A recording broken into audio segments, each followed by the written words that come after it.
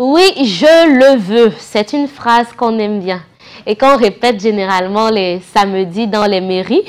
Je ne sais pas pourquoi le samedi est particulièrement jour de mariage pour grand nombre, mais on s'y est fait, c'est devenu une tradition en fait, et c'est avec beaucoup de plaisir que nous assistons à ces engagements qui sont pris par des hommes et des femmes qui ne se sont connus ni d'Ève ni d'Adam, mais qui ont accepté de passer le restant de leur jour jusqu'à ce que la mort les sépare, voilà, de tel à ce que cet amour puisse être leur trait d'union, j'ai envie de dire. Bonjour à vous, chers téléspectateurs. Aujourd'hui encore, oui, la question du couple, la question de la famille, la question de l'amour est encore abordée et c'est toujours un réel plaisir pour moi. Un réel plaisir pour moi, surtout parce que aujourd'hui, une thématique tout autant singulière que toutes celles évoquées, présentées et développées sur ce plateau. Maintenant que je suis mariée, alors c'est une mission accomplie, c'est bon, on est arrivé, passons à autre chose. Qu'est-ce qu'il faut faire? Et maintenant que je suis mariée, est-ce que voilà, tout est terminé? Ça, c'est une question à pouvoir se poser. À pouvoir se poser, pourquoi? Parce qu'il est, je ne veux pas dire triste, il est à ce moment un peu regrettable de voir que la grande majorité des couples, dès lors qu'ils sont mariés, ils lésignent en effort. Ils pensent que c'est un acquis.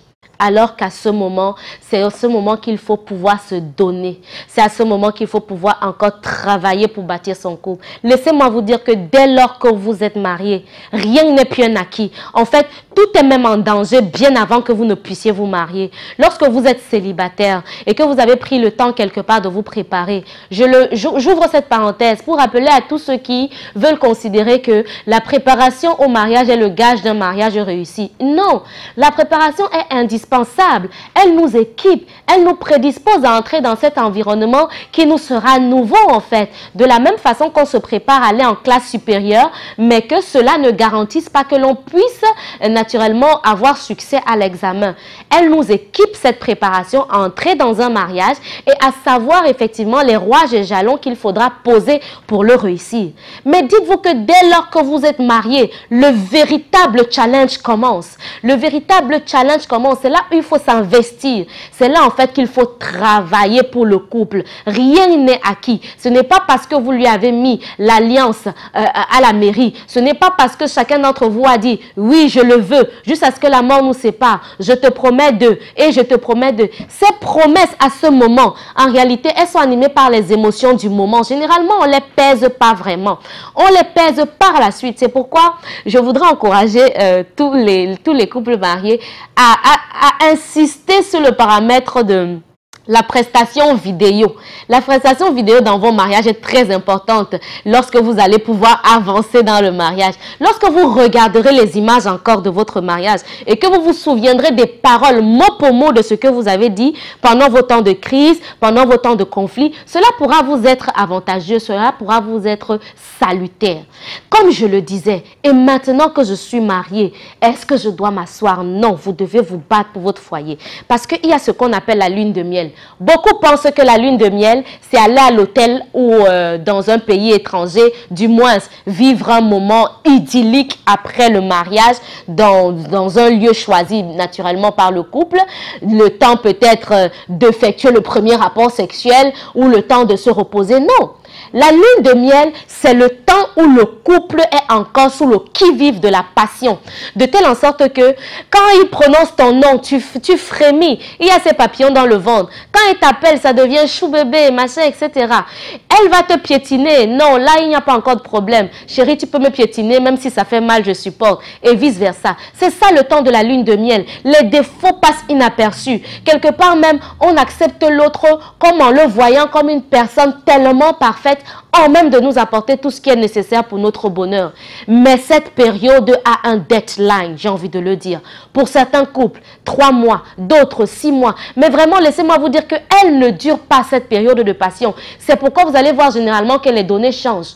On t'appelait hier, chérie, tu avais les papillons dans le ventre. Maintenant, on t'appelle chérie, c'est quoi? C'est quoi ton problème? On a un problème ensemble. Les données changent, les paramètres changent. Au départ, on te disait, comment va monsieur? Oh, il va bien, mon chéri, c'est un superbe.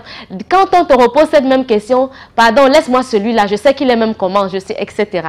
Des choses qui nous permettent de savoir que le temps de passion est terminé, il est temps de travailler sur le couple. C'est parce qu'un couple s'investit à travailler pour soi qu'il peut durer aussi longtemps qu'il faut. On apprend à se découvrir, on apprend à accepter l'autre, on apprend à comprendre l'autre, on apprend à grandir ensemble, à gagner ensemble, à échouer ensemble et cela devient effectivement une fondation certaine, un équilibre certain qu'on accorde à notre édifice mariage.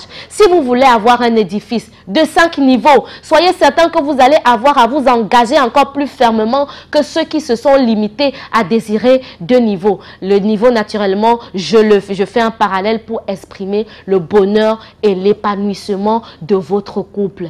Messieurs, madame, vous vous êtes dit oui, félicitations. Vous aspirez à vous dire oui, je vous y encourage vivement parce que le mariage fait partie des engagements de vie qui apportent le plus grand bien-être à bon nombre. Quelque part, il forge encore notre personnalité, notre caractère, etc. Mais surtout, il nous apprend à savoir que nous devons vivre avec l'autre. Et c'est dès lors que vous l'avez dit ce oui que vous avez le plus gros des travail à faire. Ce ne sera pas un acquis. Messieurs, c'est pas parce que vous avez doté, c'est pas parce que vous avez emmené à la mairie et à l'église qu'elle est un acquis. Le travail commence dès lors que vous vous êtes mariés. Il n'est pas temps de pouvoir se reposer à ce moment. Mesdames, c'est le moment plus que jamais de vous dire que il ne vous appartient pas. Il peut vous glisser entre les mains à tout moment et il faudra donc avoir à vous investir. Très belle journée à vous. Rendez-vous pour la prochaine.